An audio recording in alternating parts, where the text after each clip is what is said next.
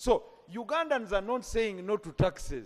They are only saying to where is our money that we contribute in form of taxes.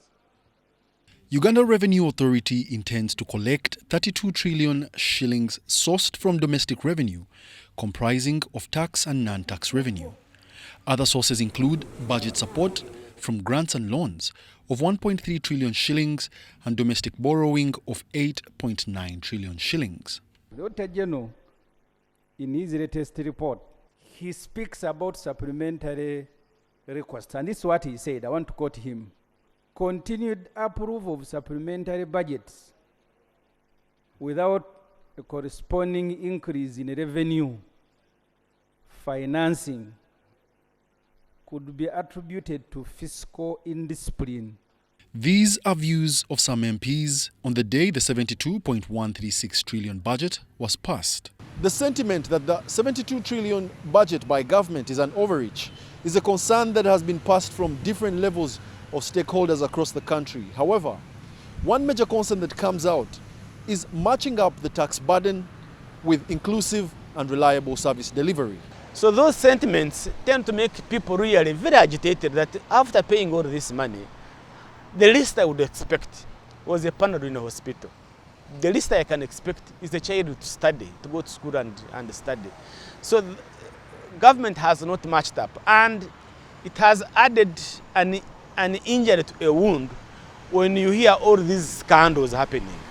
On the budget paper, the implementation of strategic interventions like PDM for full monetization of Uganda, development of the mineral sector, agro-industrialization and manufacturing could spur a 6.5% economic growth in financial year 2024-25. How do we move from where we are to that point? Remember, many manufacturers are even relocating. Some manufacturers have relocated, others are coming in, but some are relocating and saying, no, we can't, it's not sustainable in Uganda. The production costs are in the roof. And because they're in the roof, your import substitution strategy may not work. You'll put taxes, but at the end of the day, you will not sustain what you are trying to do.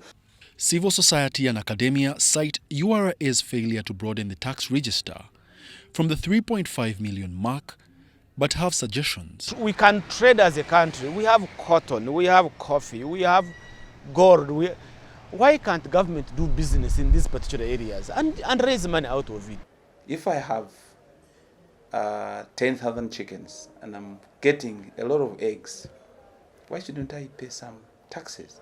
If I'm producing milk and every day I have hundreds or thousands of liters, why should I also contribute to the economy? But also be a bit more innovative and say, if URA cannot man all the border districts in Uganda, who else can help URA to collect taxes at the border post, reduce smuggling, and make it a win-win situation? Districts can do that on behalf of URA.